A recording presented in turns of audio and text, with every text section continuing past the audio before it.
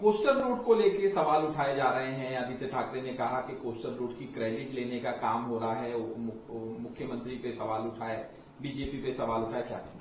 मुंबई में पिछले 30 वर्षों से लगातार महानगर पालिका में शिवसेना का भगवा इसीलिए फड़क रहा है क्योंकि हम शिव सैनिकों ने काम किया है। हमारे नेता आदरणीय उद्धव ठाकरे साहब ने हमेशा हमें सिखाया है 80% समाज सेवा और सिर्फ 20% ही राजनीति। आज मुंबई में चाहे कोस्टल रोड हो, चाहे मुंबई में चिकित्सा की व्यवस्था हो, चाहे शिक्षा की उत्तम व्यवस्था हो, चाहे 5 रुपए में 5 किलोमीटर, 10 रुपए में 10 किलोमीटर, 15 रुपए में 15 किलोमीटर की वातानुकूलित बीएसटी बस की सेवा हो, और चाहे मैंग्रोव्स को बचाना हो, चाहे उद्यान को बढ़ाना हो, बच्चों के लिए क्रिकेट के, खेल के, फुटबॉल की सबकी सुविधा उपलब्ध करानी हो, ये सारी चीजें सामूहिक प्रयास से होती है।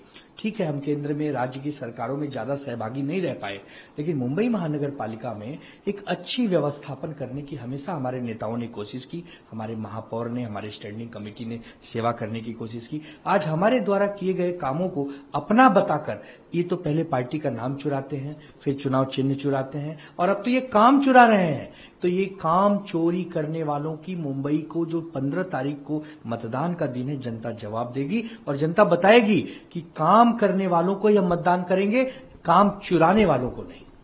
राहुल नार्वेकर को लेकर सवाल उठाए पृथ्वीराज चौहान ने कहा कि किस तरह से कुलाबा कॉन्स्टिट्यूएंसी में जो कैंडिडेट है उनको फॉर्म भर। राहुल नार्वेकर के विषय को पूरे देश की जनता ने देखा है। बहुत ही दुर्भाग्यपूर्ण वीडियो हमने देखे कि एक विधानसभा का अध्यक्ष जिसके पास जिम्मेदारी है विधानसभा की कार्रवाई चलाने की, वो विधानसभा के बाहर के कामों में अगर हस्तक्षेप कर रहा है और चुनाव आयोग और पुलिस को अगर डांट फटकार लगा रहा है, ये असंवैधानिक है। उनको तुरंत विधानसभा के पद से इस्तीफा दे देना चाहिए और उन पर कार्रवाई होनी चाहिए, उनके ऊपर एफआईआर होनी चाहिए।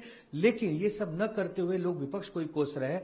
हमें यही कहना है कि राहुल नार्वेकर, आप अपनी गरिमा को बनाए रखिए। आप विधानसभा अध्यक्ष हैं, कोई नुक्कड़ के गली चौराहे के नेता नहीं है कि आप ऐसा चरित्र प्रस्तुत कर रहे हैं। देवेंद्र फडणवीस ने सवाल उठाया अजीत पवार पे, जिस तरह से पूना में महानगर पालिका में चुनाव हो रहे हैं।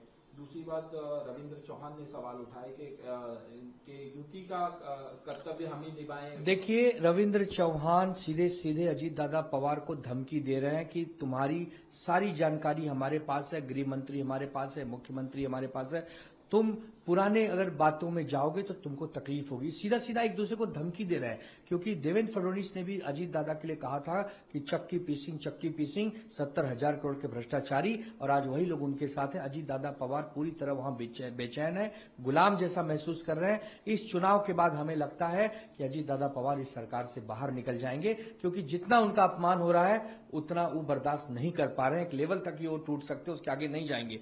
भारतीय जनता पार्टी अपने सहयोगियों को खत्म करती है, चाहे एकनाथ शिंदे हो, चाहे अजीत दादा पवार हो, दोनों की दुर्गति अंत में यही भारतीय जनता पार्टी करेगी। अमित शाह पहले ही कह चुके हैं कि 2029 का चुनाव हम अकेले लड़ेंगे, अकेले जीतेंगे, हमें किसी बैसाखी की जरूरत नहीं है। एक बैसाखी एकनाथ शिंदे है, दूसरी बैसाखी अजीत पवार है। दोनों बैसाखी इस चुनाव के बाद उठाकर फेंक दी जाएंगी और पूरा का पूरा साम्राज्य बीजेपी अकेले करना चाहती है।